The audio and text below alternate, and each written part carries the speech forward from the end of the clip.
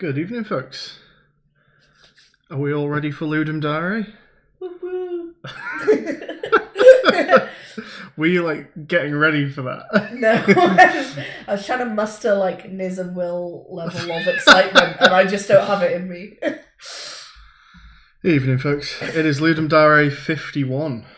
An hour before we are, or just under an hour before, we have our final shortlist of themes in front of us. As you can see, we have already voted on them. And the way we tend to vote final round these days is pretty selfish. These votes do not reflect how we feel about these as themes, as like the quality of theme. We're really voting more so on whether there's a game we would actually want to do. Yeah, how much do we want to do our idea for that theme? Yeah. Or even if we don't have an idea at all, which I think we've solved that problem now. We've got a sort of basic idea for all of them. I don't know if that's ever been the case before. I think there's always a few in every final theme shortlist for every LD. Cross your fingers about. Yeah, we just never think of an idea for, and they've definitely come up as well. Yeah, like that's what Buried Things was. Unstable was kind of. It was pitched, and I kind of vetoed it originally because I just thought it wouldn't really work. Oh, really? But I was also in a bad mood because I had terrible ear infection at the time. Oh, that was that one. That was that one. I also had terrible ear infection. So I wasn't feeling particularly open-minded at the time. I was just like, no, not that one. And went to bed. And then while I was in bed, they proved that it worked really well. So we ran with it. Hey, Alexis. So yes, the green ones are just themes that we like our ideas for and down. But like, there's things like I don't like Overgrown as a theme. Nope. I don't like You Shouldn't Mix Those as a theme. Yeah, we've just got a thing we'd be happy to try making. Yeah, we just like an idea. What's your favourite theme there as an actual quality of theme? I should say, actually, Jane is with me over here. She's not particularly keen on being on camera right now, but Jane is my partner, and this LD is just the two of us. We're just going to participate in this one together. Yeah. Usually I'm, always with my cousin, given that we are both halves of the founders of Buried Things. You know, we just do all of our game dev together. We're running a company together. But he's abroad. He is somewhere in Mallorca, I think. So, yeah, we're going without an artist this time. That'll be interesting. Yeah. But it's not ideal. No, it's not ideal. So we're gonna have to go fairly minimal. Maybe some basic pixel art. We'll see. But yeah, it might just be recently done some pixel art. A little bit of practice, yeah. But yeah, your first LD. So I'm looking forward to entering you into the world of game jams. Looking forward to winning, right? Obviously, yeah. Looking forward to getting first in every category. But that's in 3 days from now. You know. You were asking what my favourite theme Yeah, what do you like is. there the most as quality of theme, regardless of what our idea is for it? So I do like... so I didn't know this, but Matt told me that every 10 seconds has happened before. Or 10 seconds. I think it's just 10 before. seconds. I think 10 seconds is a better theme, but I do think it's a good theme. I like it. Yeah. What else do I like from that list?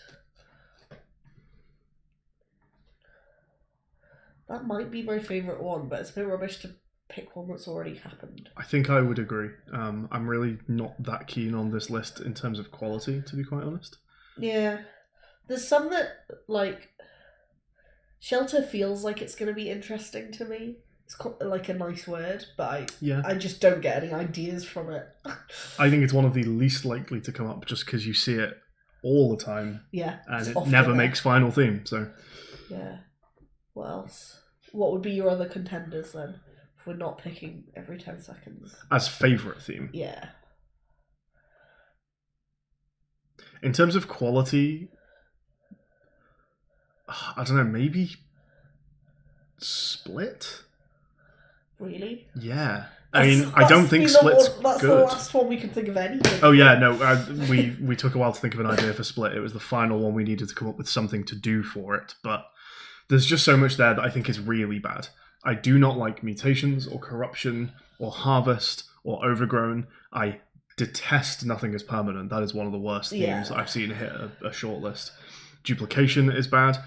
I I guess I don't mind Shelter. It's just that it feels a bit memey in my head. It's like Floating Islands, just like it always gets recommended and no one ever actually votes Sure. it. I'm surprised it made I like shortlist. ones which are sort of nice settings. I think they're like underrated by people. Yeah. But I guess you would get a lot of samey games if you picked a nice setting theme. But I think that's quite a nice place to start from, maybe.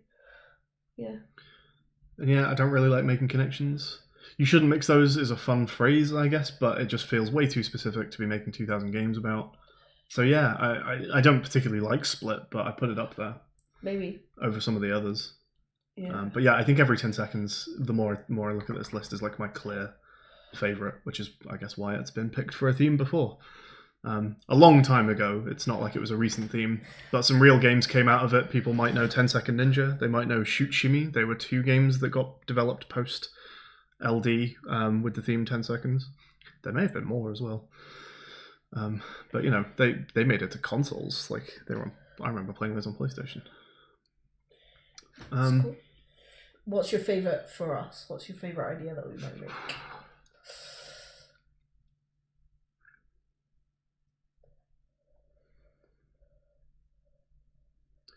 Even though it feels like we've said 0 for it because I think we're just not sure how the scope works.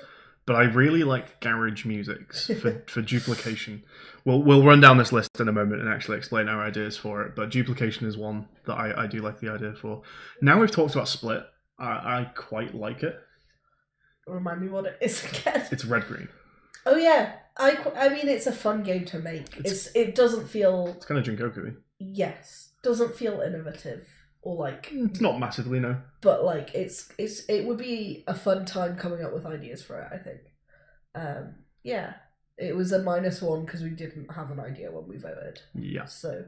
Well, that's true. Actually, it? Are there any -1s that you would like to vote up? I would say it's definitely not a -1 for me anymore. It's maybe a +1. I'd happily call it a +1. Okay. We haven't changed mutations. Not keen on mutations. This is one of my least favourite ideas, I think. Keep it moving. Is conveyor belt thing. That's mostly just scope that was maybe keeping that down, but we could call it a 0. Yeah, I think it's okay. It's definitely better than mutations. Harvest we have an idea for, but it's just not a great interpretation of the theme, which is why we kept that at -1. Yes, this alchemy stuff. Yeah, I think that's still fair. Side effect short, nothing is permanent. Just truly awful. What were we going for? So that one is a weird one where I've actually got another thing to pitch you for this as we go down the list, so we'll see. But right now we're saying just a sarcastic, cynical parody game where you are online. You're playing a game with an online-only connection, and no one can win the game because the servers just get shut down before the game ends. So we don't actually know what game we would do for No, we could do any of them. It is worth maybe discussing that, but yeah. Yeah. So I think that's still bad. Yeah, and Shelter feels high scope. I don't know if it's worth bumping. What? I'm forgetting what it was again. I mean, take your pick, but Animal Shelter, Tamagotchi. Oh yes. Animal Shelter feels high scope. The Tamagotchi one, we had a few ways we could go with it. Right. We did. I think we liked the Animal Shelter one more. I think so as well. I think is it a 0? I think I'd still say it just feels hard. I'm fine with that. It is. Like compared, I have a less of a clear idea about how it would work than a lot of the others as well.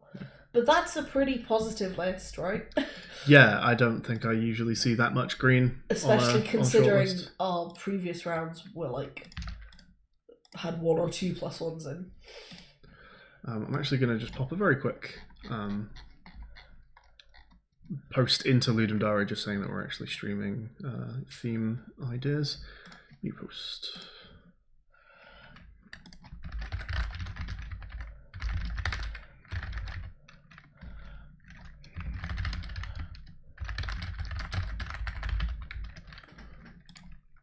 Sorry, I'm going to mute my mic just because I know typing is quite loud. Won't be a sec.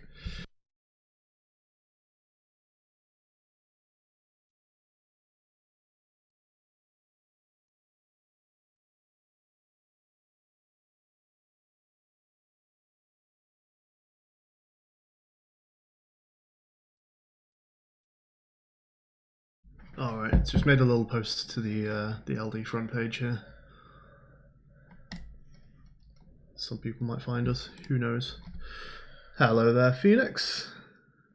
Alexis and Phoenix both send their good lucks to us. Excellent. Thank you, folks. Very nice. Not that we need luck, of course. Nope. The skilled developers that we are. I think we need a little luck in the art department. A little bit. If anyone wants to be an artist. If you know any professional artists, I'm not saying you can't put those in chat. Should we run down the list and talk about what we would do for them all then? Should we do that? Let's do that. I definitely need a refresher. I'm forgetting a lot of them. Actually, one more question, just while we're on the topic of favourite themes and stuff. Yes. You didn't give me an answer before, but I'm going to ask you again on stream so that you feel pressured to. No. What's your prediction? What's gonna be the prediction for what the theme will be? See, I think every 10 seconds is by far the best. Do people know it was a previous theme? Who knows? It was years ago. Yeah.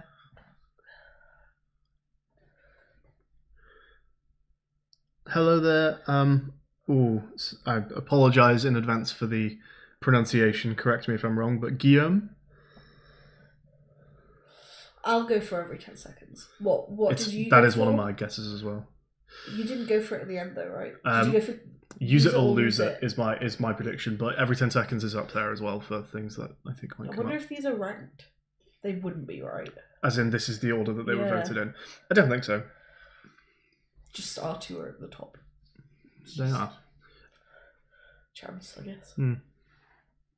Okay. Yeah, no, I don't think this is. Are these actually in the orders that they were appearing? No, they're not. They're not. Okay. No. So, should we go through it? Yes, let's do that.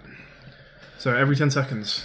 Every 10 seconds it's a card game, and it's a shooter.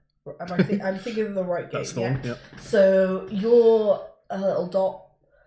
And enemies are also little dots. You have some cards that can do things for a certain amount of time. So might be shoot a bullet for 3 seconds, high defense for 5 seconds, basic sort of those kind of things. And you want to start of your turn. You draw some cards into your hand, and you play out the next 10 seconds with those cards.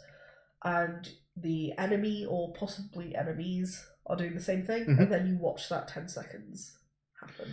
So, is that the idea? Yes, it's certainly along these lines. I think the idea that we settled on, if I remember rightly, was that you're deciding on... So when you play your turn out, you're playing cards that add up to 10 seconds. But ideally 10 seconds. Right? Ideally 10 seconds for a reason we'll come back to in a second. But they, I think, both play out at the same time, right? So it's not that you do 10 seconds of stuff and then they do 10 seconds. Yes, yeah. You're both just getting abilities that you can use for the next 10 seconds. And then it happens, right. Which... And presumably they always do stuff for 10 seconds. Although no, I don't think so, not necessarily. Because there should be a good reason for you to get to 10 seconds when they don't. So, to explain that point, a round is 10 seconds regardless of how long people have managed to make their turn with their cards from hand. Yeah.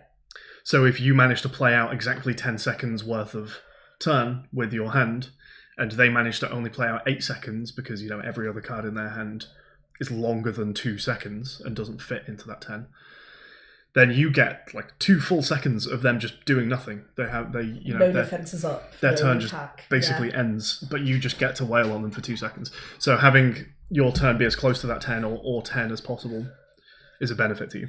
So I think, enemies maybe don't always hit the 10 just so you get that bonus. No, that makes sense, yeah. Hey, Christopher. And I'm being corrected on the pronunciation, as I thought I might be. It's more like Guilherme. I was going for more of a French attempt at saying the name, but it is Portuguese-Brazilian. Guilherme, welcome to the stream, and Christopher, welcome to the stream. So yes, we're doing the jam together. It's just the two of us. We're both much more codey than we are art, so it's going to be probably quite a minimal, maybe UI-based game. Maybe a bit of basic pixel art is what we're thinking. Yeah, definitely basic, whatever it ends up being. But we're going to be much more systems-focused And maybe some writing as well. I think you'd be happy to do some writing. Yeah, if it's a cool thing to write about, that'd be fun. Yeah. Yeah. Okay, so that's every 10 seconds. We've tended to steer away from like more narrative-y stuff though, right? Just because of scope. I think it's hard to... It feels like it's also hard to do a narrative game that doesn't have a lot of art to go with it. Yeah. It almost feels like you're turning it into a choose-your-own-adventure without that, which we would do. Which we did talk about as an option, but it's don't have... these themes. Yeah, it's not... It's not going with any of these. Yeah, we did have one or two choose-your-own-adventure style ideas for other themes, but they didn't make it to the shortlist. Thank you, Christopher. Are you taking part as well? Are you also making a game? Use it or lose it. What are we doing for that? Use it or lose it is a sort of tetronomos one, right? No. Yes. Polyominoes, yeah. Polyominoes. So you're going to get a shape made up of squares, and you're trying to fill it with polyominoes that you can buy. Polyominoes? Is that not it? Polyominoes. As in dominoes, not donimos. Okay, whatever. So you want to buy these, you've got a budget that you start with, but the sort of catch or the idea that goes with this theme is that you want to use as much of that budget as you can, because you only get the amount that you used in the next round. Yeah. So you're trying to progress as many times as you can, and the nice bit that you added is the sort of, you get a quick choice at the start between two different shapes that you're trying to fill, so maybe a big and a small one. Yeah. So it's a 10-gram game essentially with polyominoes, and you just need to spend your budget as thoroughly as you can, because any budget you don't spend is taken off you. It's kind of inspired by the sort of running joke, or I mean, it's a very real thing, but in companies and corporations and departments especially, there's the idea that if you don't spend all of your budget, you don't get that budget next time, because they think, well, you didn't need it. And so people just end up spending budget on nonsense just to make sure that they actually get it the next year. It's a bit of a strange paradox. And we started with a bit more of a narrative behind it, and it just got really abstracted back just because we know how low scope we need to be. Yeah. But I think it could be quite nice. I quite like it as an idea. Yeah, me too. I do. Yeah. Christopher is taking part. Yes, well, best of luck to you as well then. Nice. And it's compo, which means, if I remember rightly, that means you have to take part on your own. I'm something in the back of my mind is maybe saying that the LD rules changed in the last year or two to say compo maybe can be teams now, but I could be getting that wrong. Compo's the 48 hour. Compo's 48 hour, yeah. Oof. Parasite. Parasite was leeches, I think. Yeah. Do you want to explain this one? Sure. So it's a couple of them actually, so we'll just kind of lump these together. Parasite and side effect. We would prefer this idea to be for side effect. It just works a little better. Hey, Rubix. Hi, Rubix. Is there any of the others? Was there like one more that was this as well? I think there was maybe another one that didn't get through to this round that we said this for. So, side effect and parasite. You are a doctor, whether a real doctor or possibly like a plague doctor. Like a plague doctor or a witch doctor or like a medieval fantasy doctor. People are coming to you with ailments, and you need to cure them with a variety of medicines, but it's not as straightforward as just there is a medicine that cures whatever disease they've come to you with. Medicines also have various side effects, and the idea is that you are trying to make them all kind of cancel out while still curing the disease. So someone comes to you with a headache, and you have a pain relief medication that you can provide, or for parasite, we'll just make you're applying leeches to your patient, and this particular leech or medicine is a pain relief, but it also raises body temperature, right? And maybe you have another medicine that lowers body temperature, but it also has two other side effects, like it's a depressant, and it's like induces sleep, like it knocks you out. And then you need another medicine that it causes insomnia and is hyperactive, and like ultimately when you administer all of those together, all of your side effects cancel out, plus you also added some pain relief in. So the idea is that you just need to like find all of the ones that fit together to cause the fewest side effects possible while also curing the patient. Yeah, and there's some fun bits we could add with like the people you work with in the pharmacy and different customers and prescriptions and stuff. I think I like this one because of all that flavour stuff that we probably wouldn't have time to do, but yeah. Like extra difficulties that you can add in would be patients coming to you who are already taking some medication and you just have to factor that in.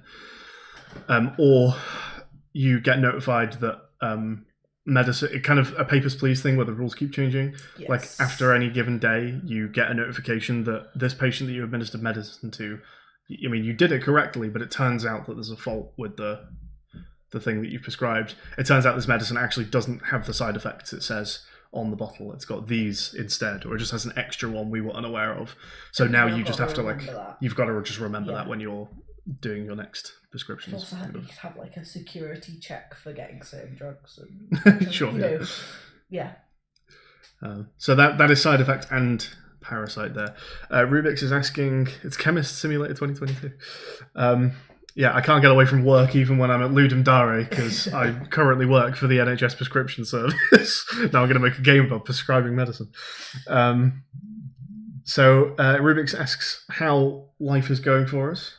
Pretty good. I'm always excited for LD. Yeah, not bad. It's my favourite time of year besides Christmas, I think.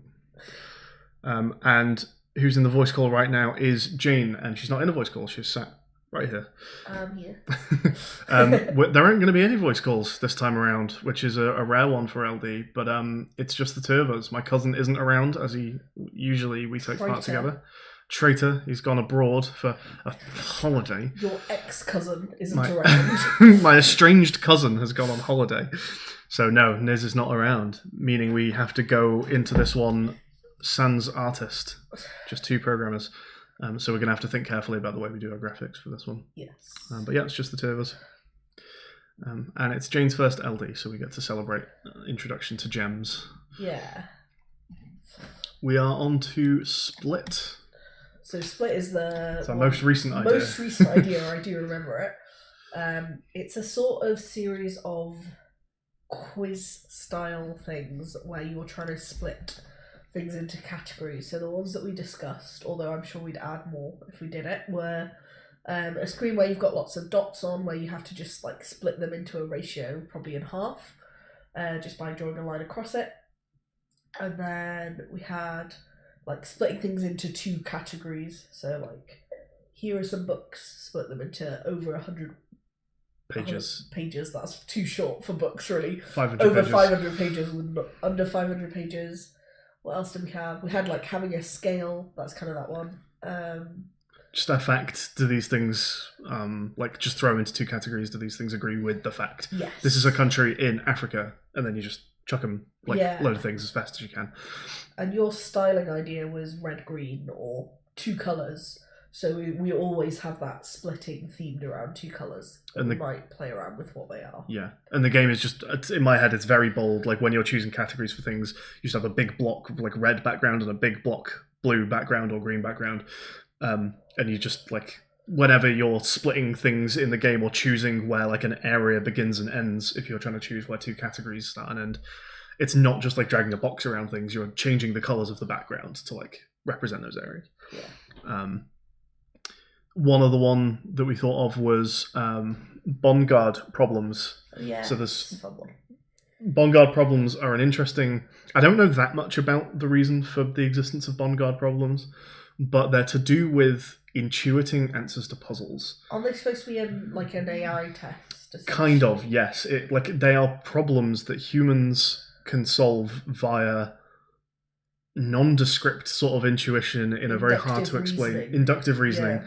And computers either struggle or just find it impossible. So they're puzzles that don't have defined rules. You just have a group of little doodles almost. Yeah. And they all conform to a rule that you can just fathom by consideration. You have to have two groups, right? One group that does and one that doesn't. Yes, and then you have to say what the rule is how they usually work. That's right. So you see a set of like 6 images and a set of 6 images. these conform to a rule, and they're all just black and white doodles. And as a very simple one, the rule might just be they are majoritively black on this side and they are majoritively white on this side. And it doesn't tell you that is the rule. You just have to assess what these conform to that these specifically do not conform to. And it's just like a pure intuition game. Yeah. It could be any quality, right? Yes. About them. Absolutely anything. And yeah, they get really like it sounds really simple when you explain it like that. They get really complicated because the rules get quite abstract. Yeah, pretty abstract rules. And it's an interesting just like psychological test as well, because it's so hard to put into words how and why you can solve Bongard problems, like as a human. It's just like a weird... It's like a pattern recognition thing, but without any structure. Yeah. It just is pure intuition. Yeah. It's just like you stare at it and then eventually it kind of makes sense all of a sudden. Yeah. Sometimes you even spot patterns, but you can't clearly define in your own head what makes it a pattern. But yes, it's like you say, I think it's to do with like AI testing, and it's the idea that like it's a hard problem to solve for computers that humans just can naturally kind of do. What can you just like give a machine learning program loads of them? Would it get? They're like doing a different thing exactly. every time. I don't think you can do machine learning on this because the problem always changes. It's just different enough. Yeah, you would essentially have to machine learn intuition, which is not. But how do we do it? Exactly. Who knows? I'm sure psychologists and philosophers have given that question a good go in the history of human reflection, but I don't know if we have a good answer. Okay. But anyway, that could also be an interesting red-green. Yes, just like that's a fun one. Here's a category, or you have to work out the category and you have to split these patterns. Yes, to put some extra ones in the right side. So it's just a game about, like, it's a fast-paced mini-game similar to Jingoku. You just have a short amount of time to solve a puzzle to do with putting things into two categories. That's split. And we'd basically want a variety of types of question and then lots of questions in. And another one was you've got a red side and a green side, and you just get shown squares of color, and you just have to say, is it redder or greener? Yes. It just has an RGB value, and you just have to say, I think it's more R, browny colors, and you just chuck it into red. You just get a load of tinges of brown. You do it with musical notes and loads of stuff, right? Yeah, you could do whatever. Yeah. That's split. Do you want to talk about mutations? So mutations is probably our least favourite one now. Yes. Or maybe probably worse than Shelter. And it's... we discussed a few different ways, but we think probably you get a bitmap image, which is your sort of goal, and then you get another bitmap which has some randomly coloured squares on it. We're talking like very low resolution, probably. Just like 16 by 16, just matrix of pixels. Yes. And you get offered some mutations of it, and you're trying to get towards your goal. So you pick the closer one to your goal, and then maybe we add in some, like, you can fix pixels, or you can change a pixel manually at some point, just so it feels a bit more gamey. But you're basically trying to mutate towards the closest thing to the bitmap that we've given you, and I don't know if you get a set amount of time or turns or how we do that, but...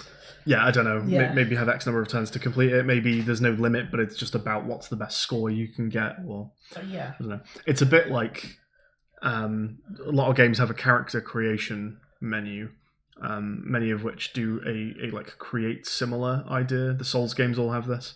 You can change all the things about your character's face. Yeah. There's various sliders for like nose bridge length and eye distance and eyebrow width or whatever. Yeah.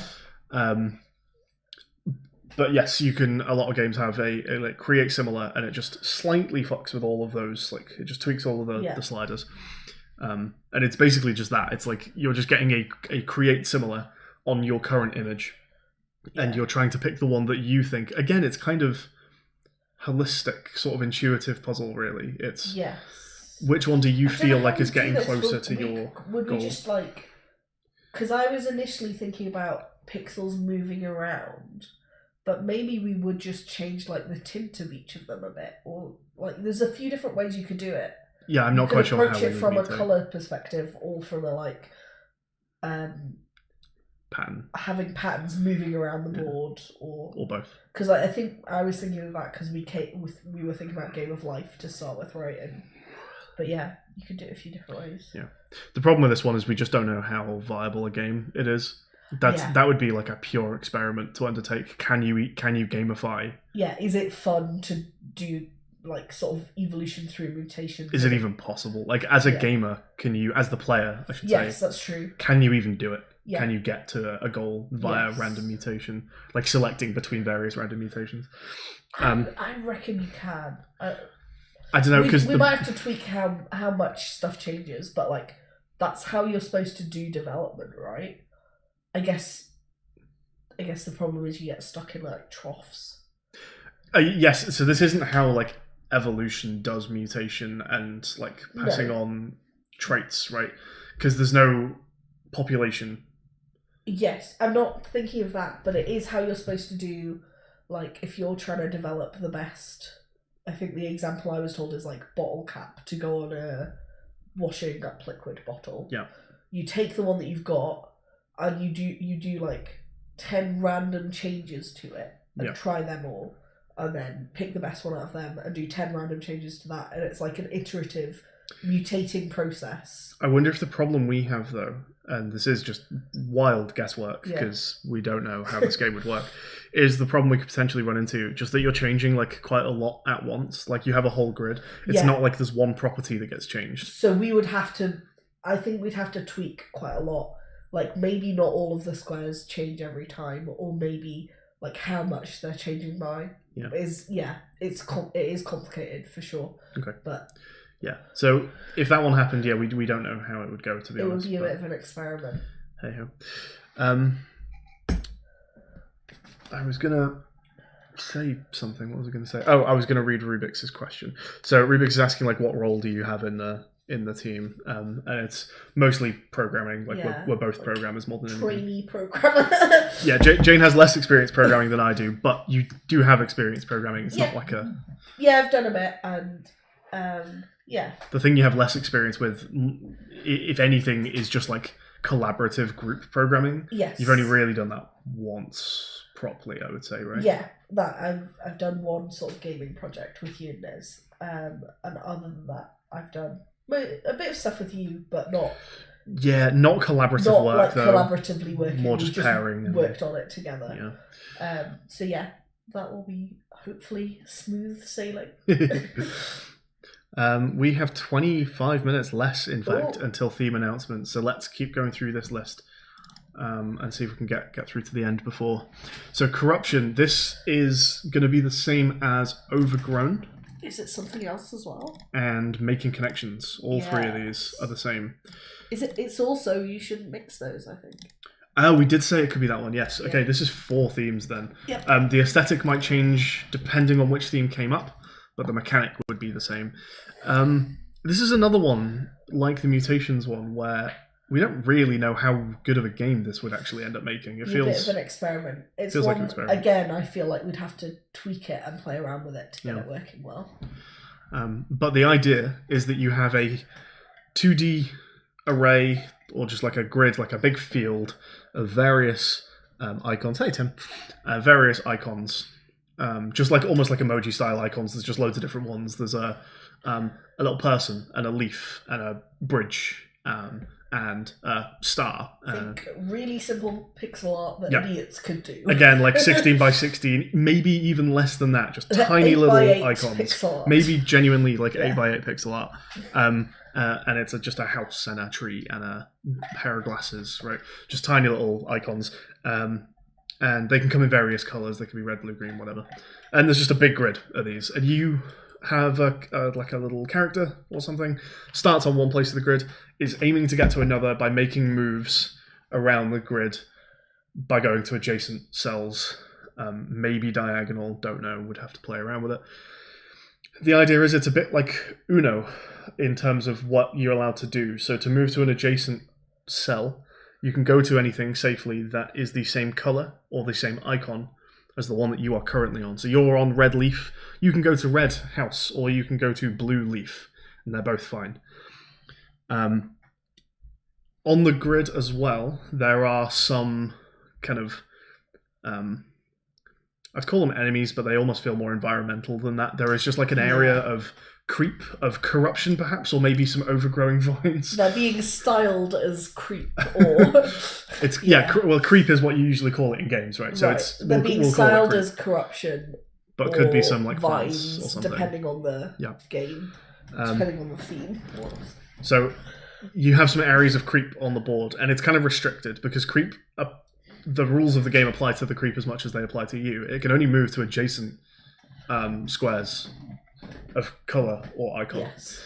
But it would already be spread over the ones it can reach. Yes, right? It instantly fills any cell that it is allowed to go to via these connections. Now, the challenge of the game comes in where you are allowed to break the rules, kind of, or I guess more accurately, you're allowed to form new rules. So you're on green leaf and you want to go to red house. You can do that. However, semantically, you have now just linked green to red and leaf to house. They are effectively the same thing now.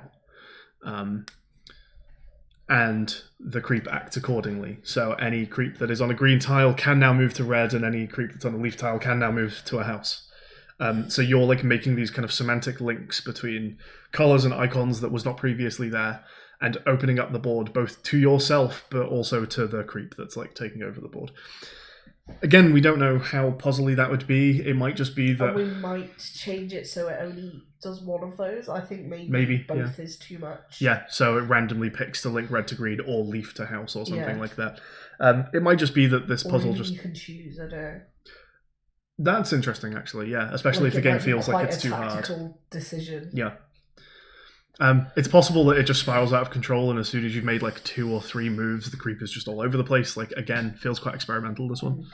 But that's the idea. You've got to get to your goal before the creep gets you. And we could play around with how many colours, how many symbols. Yes, of course. I think that's probably key. Christopher is off for last minute setup. Yeah, good luck with the LD. Luck. And we'll catch you later. Or I guess you won't have time, 48 hours. Keep it moving. Keep it moving is conveyor belt. It is conveyor belt. So it's maybe... I'm imagining this as like you work for a sweet company and you're making a sort of variety pack of sweets. Candy for you Americans. Oh, yeah. You get some rules about each type of sweet, so you probably start with just one, and you just like accept all the square ones and get rid of anything else. Can we call it Sweet Crush?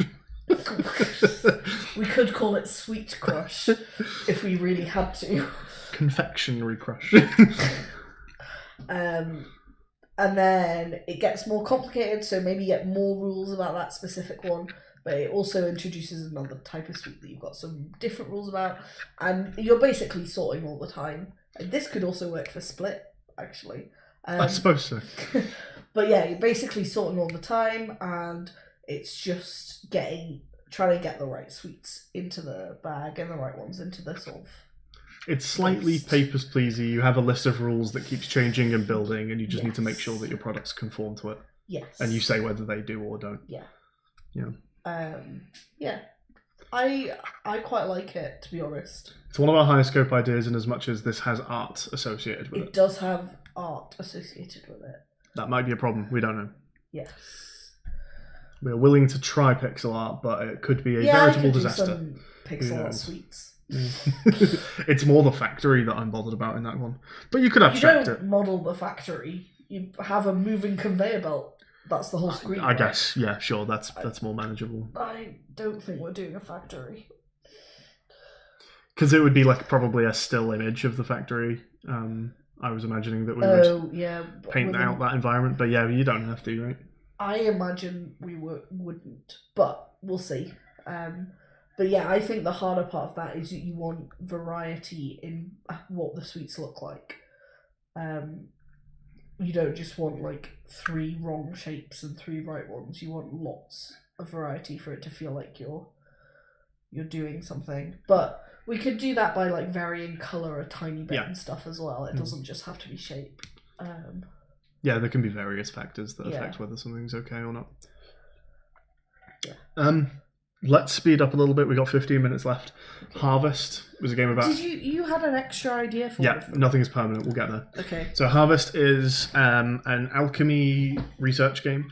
This was an inspiration. I've pitched it before from Skyrim's alchemy system. You find random ingredients around the world, and they have properties about them, and they're never explicitly told to you, really. Maybe they are like after you've used them various times, but this particular plant just makes things that are fire related. This particular plant makes things that are resistance related. You brew them together, you get a fire resistance potion. Hey ho! So you're a alchemist running a potion shop. Adventurers are looking to buy certain types of potion. The idea is that you kind of trial and error, make notes, and learn your way to working and work out what ingredients brew what potions. And it's Harvest because you have like a garden of various ingredients that you can go and grab and test out various brews. It's our most tenuous link, I think. Maybe, yeah. But it's fine. We've talked about side effects. So nothing is permanent. I was going to pitch something. The interpretation of nothing is permanent as once a nothing exists, it is now permanent. It cannot be like that space cannot be refilled. Yeah.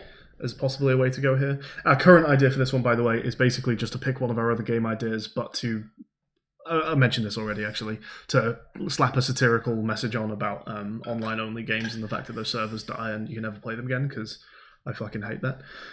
So we would make a joke game, essentially, where you can play it for 5 minutes, and as soon as you're about to win, the game just shuts down, and we actually code something into a file on your system that stops you ever playing it again.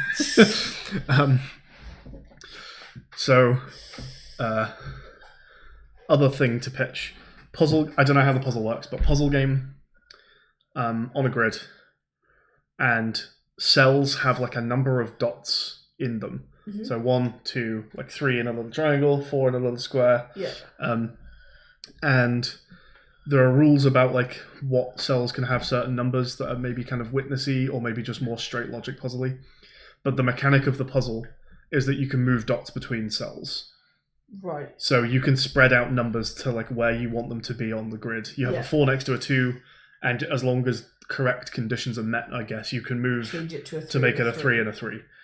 The danger is sometimes you need to move a 1 out of a 1 cell. And then you could never put something back. Yeah, that 0 cell is now just locked out. A 0 cell is always a 0 cell. I don't know what the rules around that are. Yeah, that feels... It feels like there's something there. Like there's something there, yeah. Interesting mechanic of just moving the dots. It feels almost like Risk, the board game. Like you move. It does feel a bit units like Risk. I don't know what the aim is, I guess. No, I think it's just... It feels to me like you're just satisfying a logic puzzle. Right, okay. But I don't know what the actual puzzle is. Yes. Yeah. Some colours or something that mean something on the grid, or Or maybe you just have to make a 6 or something, but like there are rules about how you can move from a 4 to a 5 that stop you doing that easily. Tim says, nice, that's potion craft. So are you telling us that's an existing game? Because that would be a problem. Let's hope Harvest doesn't come up. That's one of my least favourite themes, so I don't think it's going to come up. I can't imagine people go for Harvest. They've already gone for it. It's in the top list. I guess. Hey Evan, we've talked about Overgrown. Ascend? What is Ascend? We've got it down for 0, so we definitely had something for Ascend. Have something. Oh, it was Tetris going up. Oh yeah, okay. So you get polyominoes. Yeah. You're building a tower that's going up. You try to get as high, like as many layers as possible. And you can.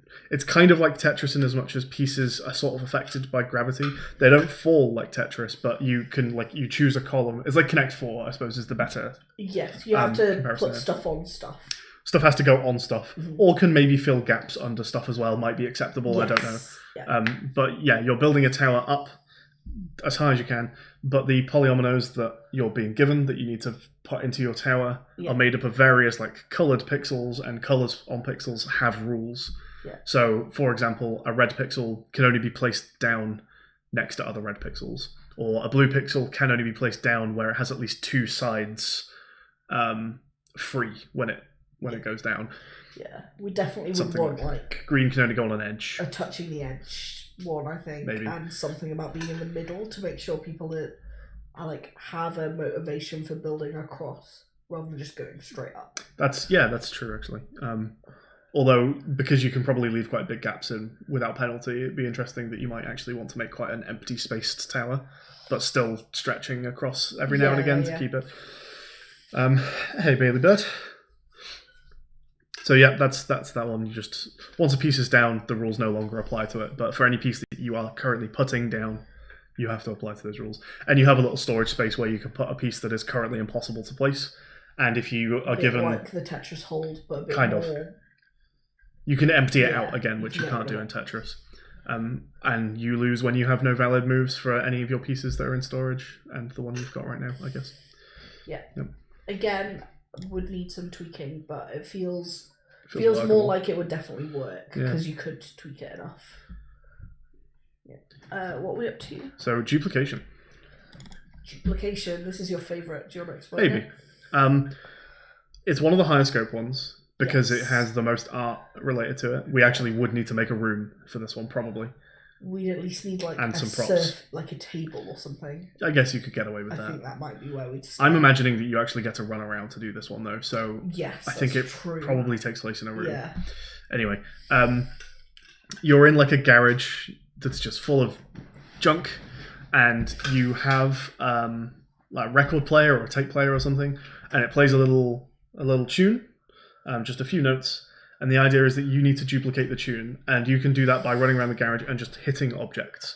So you might hit a pan, and a pan makes a G note. And then you go and slam the cupboard door, and the cupboard door makes a D note. Whatever. And then maybe the pan could do this. There are bottles or other containers, and you can even affect the note they make. So fill them up with water, or you might not even have an F sharp anywhere in the garage, and you need to fill a bottle with enough water to get to an F sharp. And you can move things around as well, because in order to make the tune happen, you need to hit your things fast enough to actually play the tune. And the riff might go C, C sharp, C, and they're at opposite ends of the garage, you'll see in your C sharp. But you could fill a bottle up to C sharp and stick the bottle next to whatever it is that makes the C note. So it's about rearranging your garage is just a living instrument, and you're rearranging it. You're changing the notes that some things make. You're moving certain objects that make certain notes. And yeah, like there is some interesting like puzzly bits that come out of that, maybe, because there may be instances where it's completely valid to have to find 2 different items that make the same note, even though it feels like you should always be able to repeat it. But maybe not, because if your riff has like 6 notes in it and the first and the last are the same, and you're like setting them up in a row to just run along and hit each one, you might actually need those 2 objects on the ends to be the same note. And then you could do other interesting stuff, like, the hitting a light bulb on the table makes a certain note that you can't get anywhere else, but it smashes the light bulb, you only get it once. You could do stuff like that just adds puzzle elements to the thing. Yeah, we thought about like chords being the sort of end game. Oh, that's the other one, right? yes. Like, so you have to set a thing up rolling and hit something. You can only make 1 note at a time because you just go and hit stuff, right? So yeah, you put a bucket over on the floor somewhere, you roll the ball towards it, and then as the ball hits the bucket, you hit another item, and together they make a 2-note chord. So that's... Now, in fairness, now that feels overscoped, I think. I don't know. I don't know if that feels more overscoped, particularly than the game in general. But the game in general does feel quite high scope. The game, I think if we get it done enough to get some stuff in, we'd be lucky. But yeah, I think it's a really fun idea. It's quite unusual and like a bit different.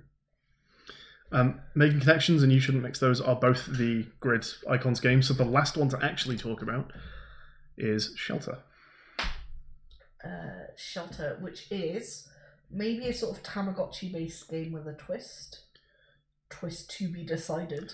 Yeah, I'm thinking maybe Little Shop of Horrors-esque. You don't realise, but the creature that you're looking after is a horrible monster. Yeah. Starts out all cute, and like maybe it brings home a fluffy toy that it found at the park, or it found some like coins that you can spend on fun things to do with your pet, and then the next day it brings home a severed human leg.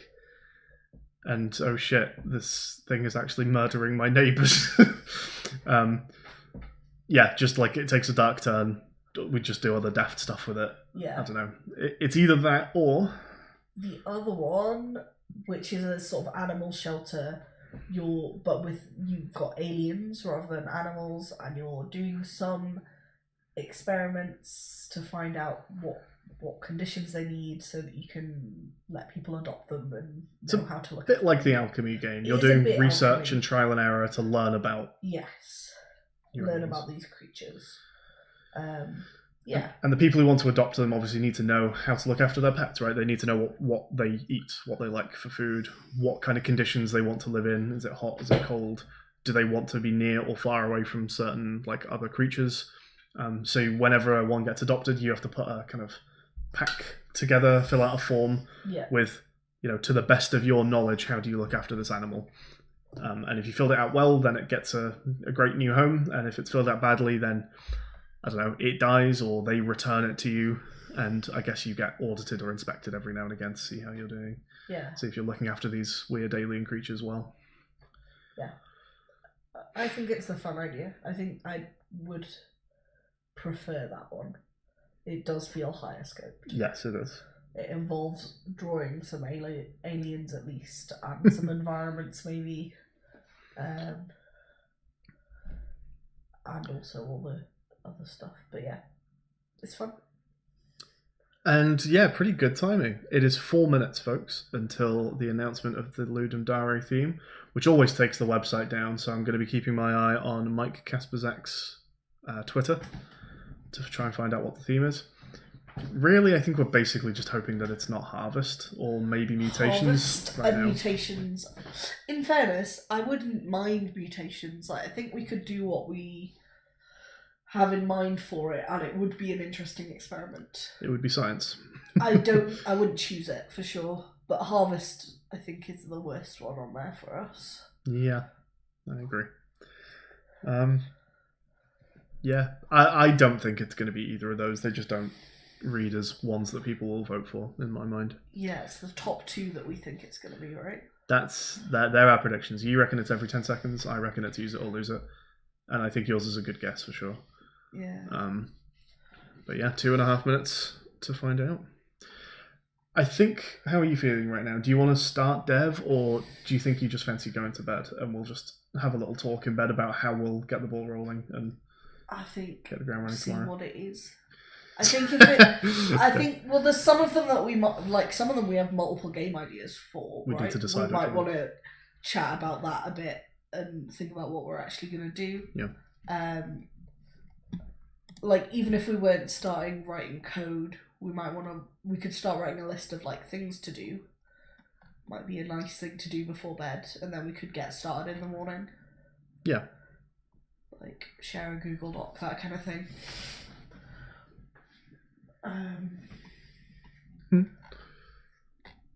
I don't feel tired, but I don't want to be up super late. Yeah.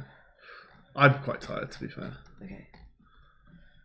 But I could stay up a little bit to chat I think least. More chat and maybe make sort of a list kind of vibes would be good. Mm-hmm. And then get started nice and early tomorrow with actually writing code and splitting up stuff. Yeah.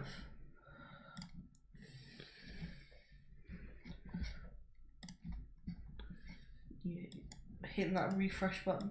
Yeah, so I'm not sure which Twitter thread posts the theme. It might be both, but I'm just on my other monitor here, just getting up Mike Kasperzak and then also just the actual Ludum Dare Twitter. But I think Ludum Dare's Twitter is not active these days, really. But I could be wrong.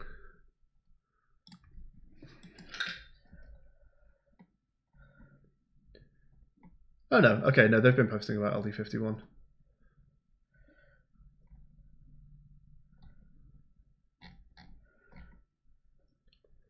Cool, alright. Half a minute. Get excited.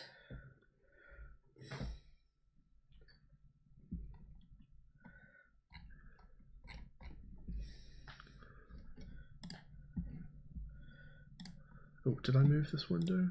No, we're fine. Oh wait, no. I think I actually did move it slightly. Oops. What does that matter? Oh, it's changed because the voting has ended. It's like in terms of the... Right. Where does the theme come up? It's meant to come up on the front page, so I'm just going to go straight over to desktop here. Let's see if we can find out what the theme is.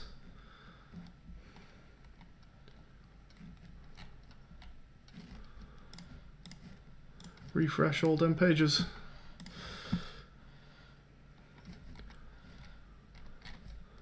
I ain't seeing nothing yet. Oh, yeah. Ludum Diary 51. What's the theme? Tell me the theme for Ludum Diary 51. It is definitely 11, right? Yeah. Theme. It's every 10 seconds. Is it? It's every 10 seconds. All right. You guessed correctly. I did. Okay, so we're doing a sort of super stripped back abstract card game arena shooter kind of thing. You build your deck? ? Ideally, but I think we give you a deck to start with, right? I think you really want to aim for building a deck because part of the challenge of the game is making sure that you have the utility to fill out a 10-second turn. Yes, you might have loads of cards that you really like, but if they're all really fun 4 seconds long, then that's very awkward for your deck, right? Yeah. Or like really fun 7-second ones should be a risk to take, right? Yeah. So what kind of cards are there? Presumably you can always move? Yes.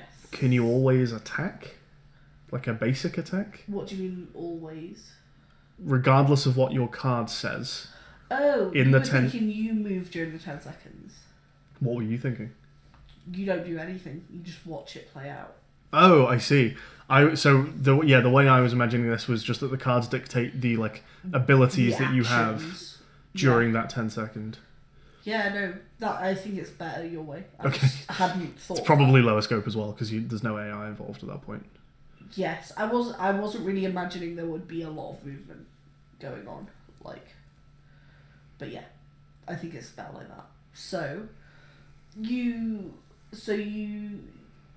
maybe you always attack at a pretty low rate, just bullets come out of your whatever it is. Or at least you're limited in even if you're button mashing, it only does 1 a second or whatever. Yeah, in Realm when you've got just shoot on. Yeah. That kind of speed, and then probably one of the things you can do is speed that up or get 3 streams of them coming out or that kind of thing. So yeah, we want attack cards that either buff your attack or change your attack in some way. We want some defense cards. Yeah. They give you a bit of overshield that can just take damage without you taking damage. Yeah. Or defense cards that literally put a barrier down onto the field. Yeah. That maybe you can shoot through, but they can't. Or give you lifesteal for 2 seconds, or. Yeah. I guess that's probably an attack, right? Yeah. Yeah. Yeah, buffs/attacks. I don't know if we style them differently. Is there anything else? We want buffs you're invisible for a bit, or sure, that kind of thing. I think there actually is still AI involved here, right? Anyway, because the opponent we have to make opponents. Yeah. I hadn't considered the idea of just it automatically happens, but you can. That reads now almost in my head more like kind of Slay the Spire, which I actually think also kind of works. Maybe you can see what their turn that they're going to take is, and you need to match your things over that. Periods. Yeah, they have 2 seconds where they're going to go ham on you. Yes. And if you want to, you could take the risk of just going ham back and tanking some damage, but it might be better to do defense. It'd be better to defend over that period. Yeah. And then you've got the problem of matching up timescales. That's the challenge. Yes. They're attacking for 2 seconds. You have 2 defends, and one of them is 1 second long, and one of them is 4 seconds long. Yes. Do you just put the 4-second one down, but then you're not like defending whilst they are like healing or whatever, which is bad use of your time? Do you put the 1 second down and tank 1 second of damage while you actually do some more useful stuff? Yeah. Whatever else. That's kind of fun. Hey, Phoenix. Yeah, you know what? I actually think that's maybe the better way to go. What, and you don't move at all? Yeah, it's just like auto-battled. It's Spire. Right. It's just 2 numbers hit each other. Because it just means that, you don't have to... We're not doing AI. It's way lower scope. Yeah. It's just a card game at that point. It is just a card game, which is the bit that we're interested in, I think. Maybe it's that then. Yeah. Yeah. Okay. So, do you want to? Are you happy to have do a list writing, or have a think through where we'd start?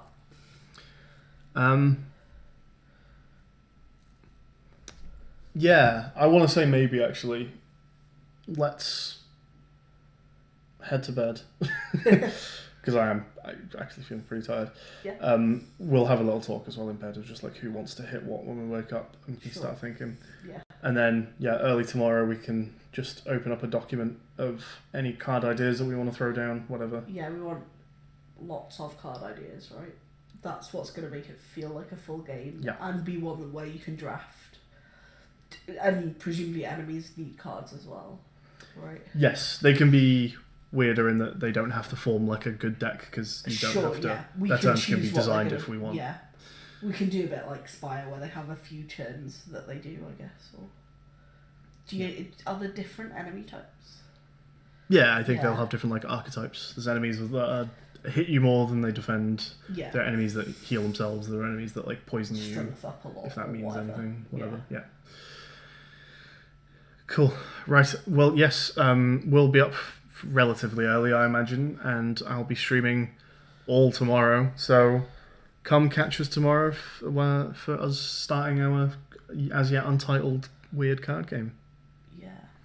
Alexis is getting married tomorrow, so you might miss a lot. I'd be shocked if you were around at all. No. Priorities. Yes. That's exciting though. Congratulations. Have an awesome wedding. Yeah, enjoy your day. Thank you very much for the good luck wishes from everyone who said that. We'll catch you tomorrow, folks. Yeah. Good night, everyone. We'll see you for card game devy goodness. It's gonna be fun. Bye for now.